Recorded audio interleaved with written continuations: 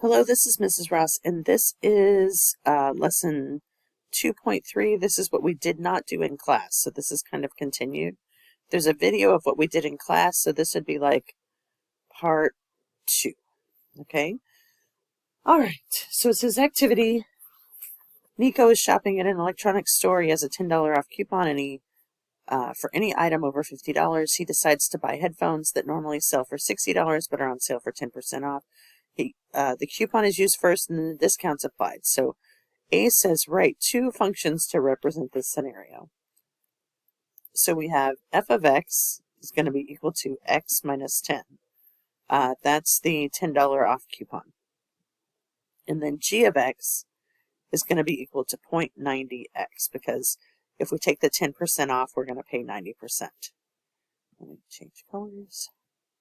B says, what is the composite function for this scenario? So it's going to be g of f of x, because he uses the coupon first. Okay. Which is g of x minus 10, which is 0.90 times x minus 10, which is minus 9. Okay.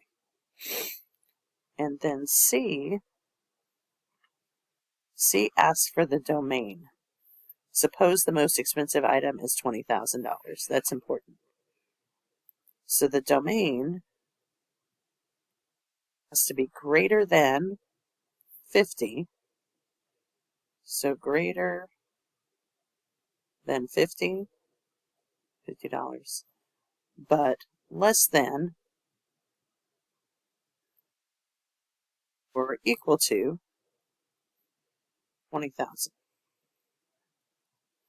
So if I'm going to write that as a domain, I'm going to write 50, and it doesn't include 50. It has to be greater than 50 to 20,000. And it does include 20,000. Okay, let me see if I can fit D in here. D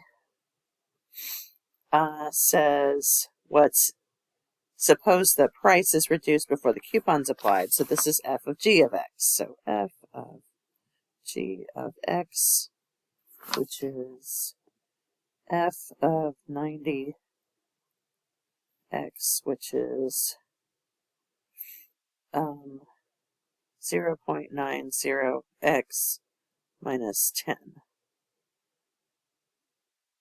So let me get a different color. So this only works if x is greater than 50. So I'm going to plug 50 in to find out what my domain is for that. So if I plug 50 in, I get 0.90 times 50 minus 10. And I get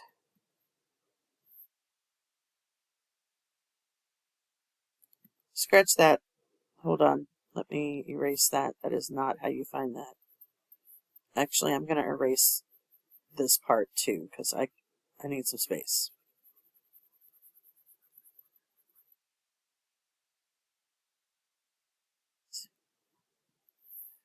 Okay, what I do need is, if this is supposed to be greater than 50, then I'm going to do 0.90x is greater than 50, and then 50. And then I'm going to divide by 0.9, because I'm going to try and find what x is. And I get x is equal to 55.56. So the domain for this is going to be 55.56, comma 20,000. Okay, so that is 1. 2. Let me pick a different color, especially because I can't see this one. Okay. It says let f of x be that and g of x be that, do f of g of x. So f of g of x and its domain. So we have f of 1 over x, which is going to be 1 over x. Keep in mind, we're plugging this into there. Squared minus 4, which which is 1 over x squared minus 4. We would like a common denominator to get rid of that ugly fraction in the bottom. So I'm going to multiply, we'll pretend this is 4 over 1, because it is, we're going to multiply by x squared over x squared. Here and over here, we're going to multiply by 4 over 4. So we end up with 1 over 4 over 4x squared minus 4x squared.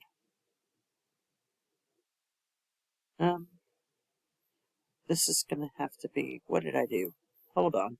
So sorry, we just need it to be x squared. So this is 1 over x squared minus 4x squared over x squared. And we'll come down here, and that would be 1 over 1 minus 4x squared over x squared, which is equal to 1 over 1 divided by 1 minus over. So then we keep, change, flip. Okay, if you are lost, this is this part, and this is this part. Okay, so 1 over 1, keep, change that to multiply, put x squared over 1 squared. And that's it. That's the f of g of x. That's the answer to the first part. Now we have to find the domain. Okay, so the domain of g of x, which is 1 over x, is any number that's not 0. It can be negative, all negative numbers, and it can be positive. It just can't be 0. So that's the domain of g of x. The domain of f of x, or the domain of the bottom part here, I guess you could say, we know that 1 minus 4x squared cannot equal 0. So if I factor this,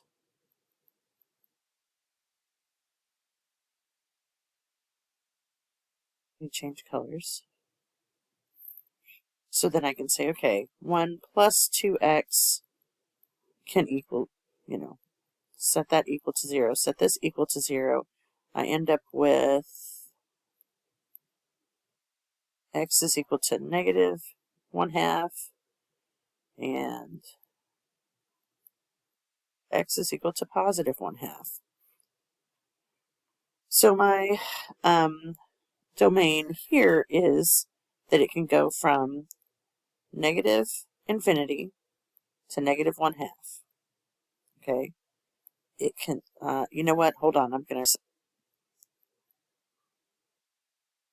so I'm going to put the domain for the whole thing up here. I keep running out of room.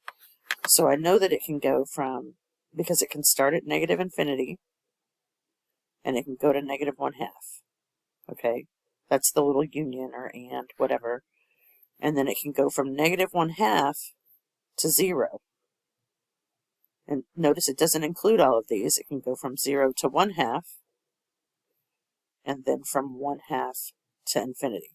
So basically what I did was I combined this with these that it could not be. It can't be these, and it can't be these.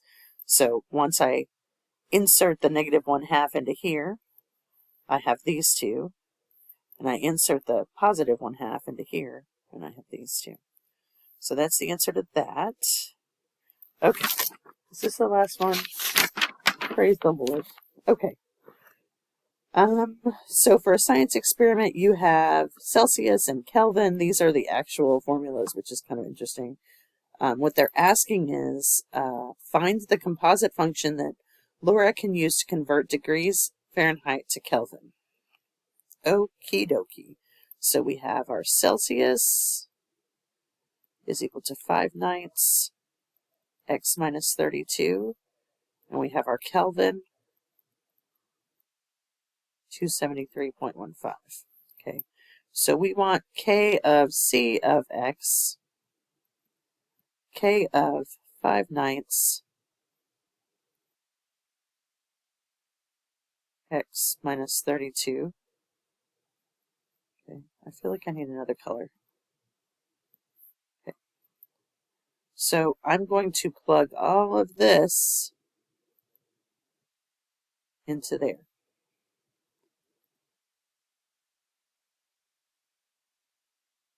Plus, okay, and here's what I get. So I'm going to distribute this.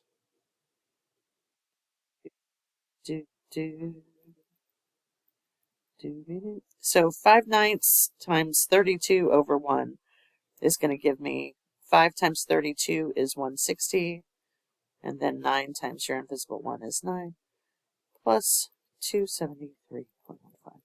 And this, folks, is the ugliest answer ever, but it is the answer. It doesn't ask for domain. That's all for 2.3. Let me know if you have any questions.